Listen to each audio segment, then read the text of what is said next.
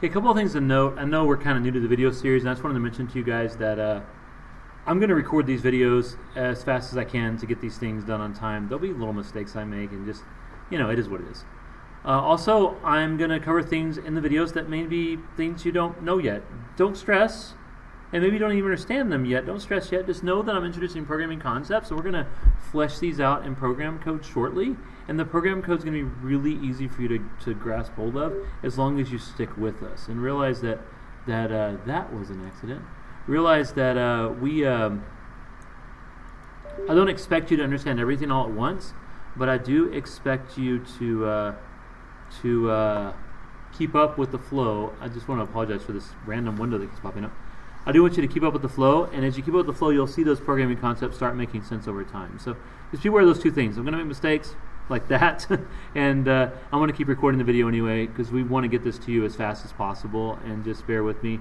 And after these videos, I will be more timely. I will make sure videos get out before the class starts, so you guys can watch these videos, maybe even before class if you want to engage more in the class situation. I'm not going to cover anything in class that I didn't cover in a video, generally speaking. A few additional details, and I think most of the things I'm covering right now we talked about in class. We're going to talk about classes, objects, and encapsulation. And just so you guys know, this object Java is an object-oriented programming. One more time, Java is an object-oriented program, and that means that in order to run a Java program, it has to be in a class. That class name has to match its file name.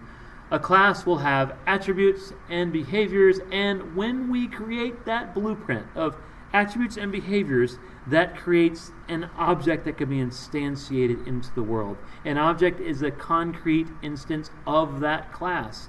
That's how object-oriented programming works. This is an example. There is one kind of dog, or one overarching abstract dog.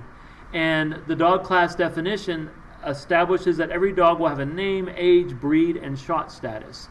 So, when we instantiate a dog, we can say this dog, this actual dog, is named Ginger, is 6 years old, is an Akita, and the shot status is up to date.